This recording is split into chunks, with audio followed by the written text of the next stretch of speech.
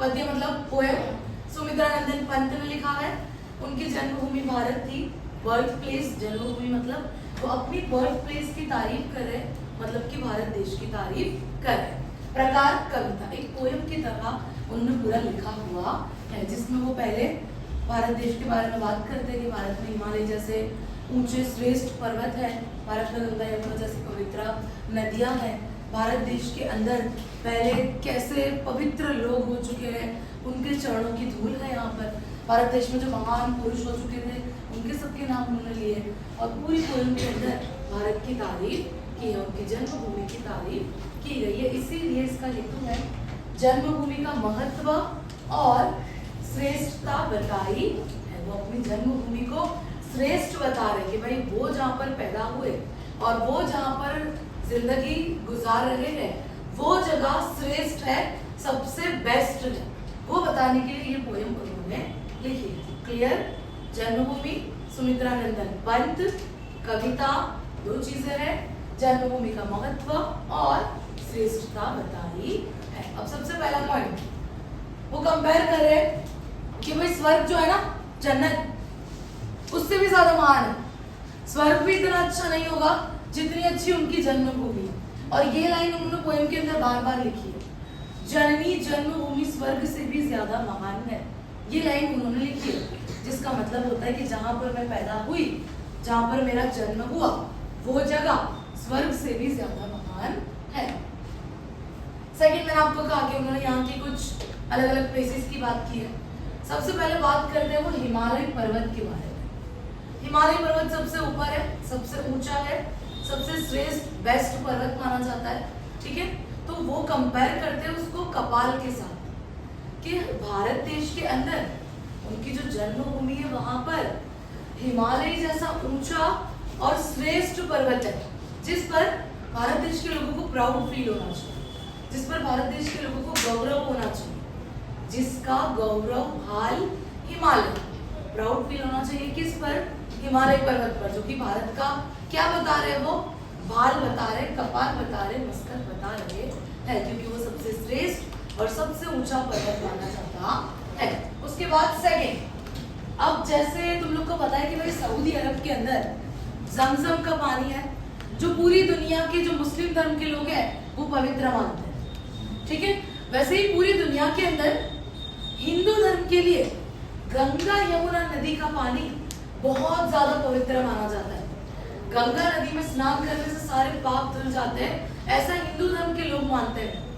तो पूरी दुनिया में गंगा यमुना जो पवित्र नदियां हैं, जो पवित्र नदी का पानी है, वो सुमित्रा नंदन पंत ऐसा कहते हैं कि हमारी जन्मभूमि पर है। इसीलिए हमारी जो जन्मभूमि है वो क्या है? स्वर्ग से भी ज्यादा महान है। क्लियर है दोनों चीजें?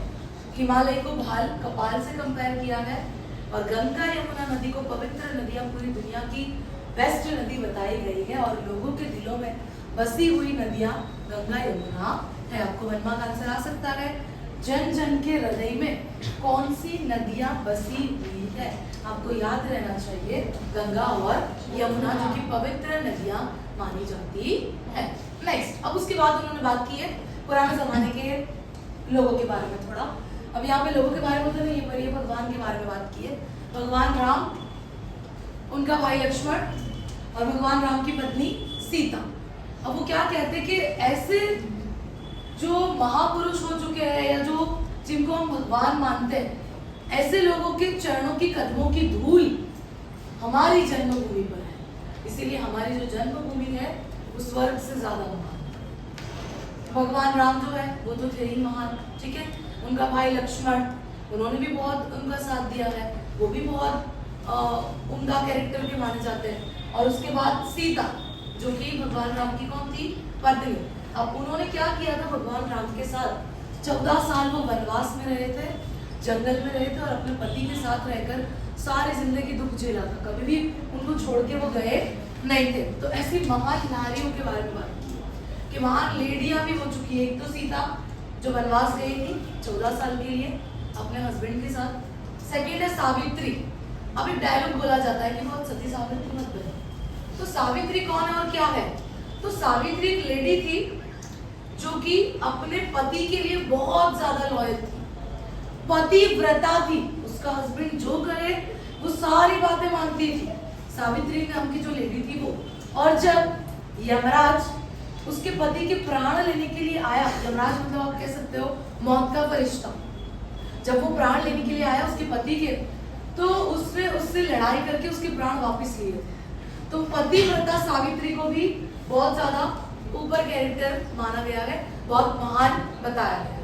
थर्ड, अहल्या। इसकी स्टोरी मोस्ट इंपॉर्टेंट है, वर्मा खान से में आ सकता है आपको। अभी अहल्या नाम की जो लेडी है ना, इसके पति एक ऋषि थे, गौतम ऋषि। इनके पति थे गौतम ऋषि। अब उन्होंने क्या किया था, अपनी पत्नी को अहल्या को शाप दे दिया था। शाप देना मतलब कि बद्दुआ देना, शाप देना मतलब बद्दुआ देना। अब उन्होंने बद्दुआ दे दी थी गौतम ऋषि ने, जिसकी वजह से उनकी जो पत्नी है ना, वो एक पत्थर में कन्वर्ट हो गई, वो एक पत्थर बन गए थे। यहाँ पे मैंने लिखा है शीला। शीला का मतलब होता है पत्थर। और फिर ऐसा माना जाता है कि गलती से भगवान राम के पैर का टच होने से, भगवान राम के चरण का स्पर्श होने से वो जो शाप था वो खत्म हो जाता है, अहल्या शाप मुक्त हो जाती है और दोबारा से जीवित हो जाती है। तो महान नारियों के बारे में आपको बताया है। सीता जिन्होंने वनवास भगवान राम के साथ भोगा। सेकंड, सावित्री जो कि पतिव्रता थी, यम से उसने अपने हस्बैंड के प्राण छुड़वाए। और थर्ड, अहल्या जो गौतम ऋषि अपने ही पति के शाप से पत्थर बन गई थी, शीला बन गई थी, जो भगवान राम के टच से, उनके स्पर्श से शाप मुक्त हुई थी। तो ऐसी महान नारियां कहाँ पर थी? भारत देश में सुमित्रा नंदन पंत की जन्मभूमि पर थी। इसीलिए ये जन्मभूमि स्वर्ग से भी ज्यादा महान बताई गई है। आगे बढ़ते हैं।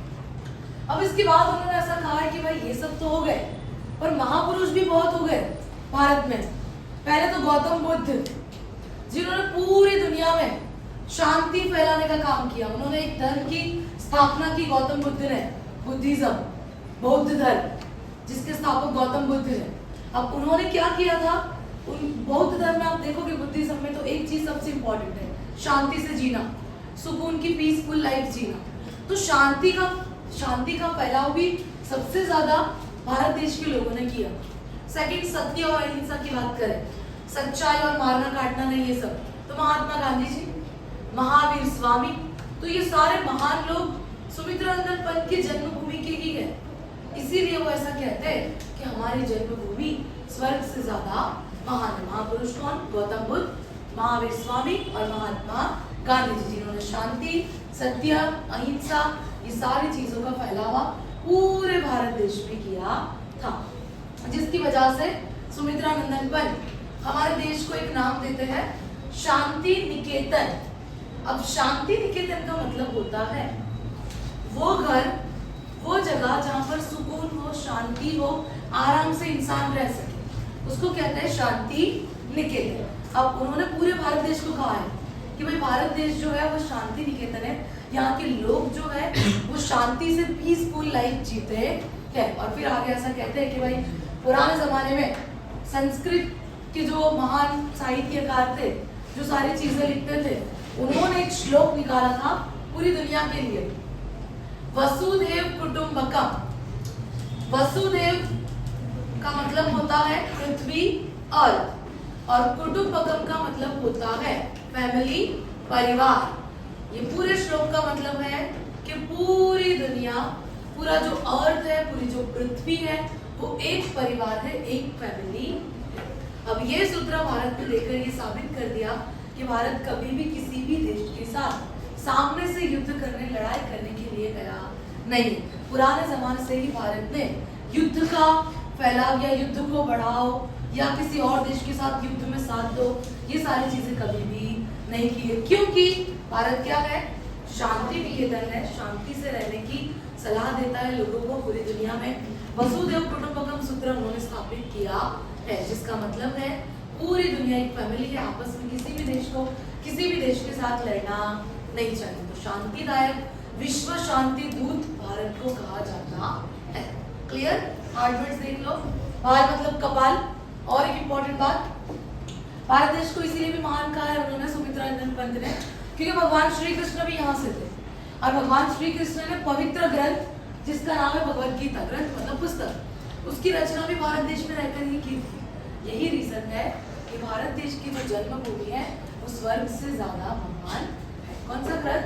भगवत गीता। और यह वो लेडी थी जो शाप मुक्त हो गई थी, भगवान चरण के टच से उसका जो शाप है वो खत्म हुआ था। और लास्ट शीला, शीला का मतलब होता है पत्थर बल। क्लियर? समझ आ गया?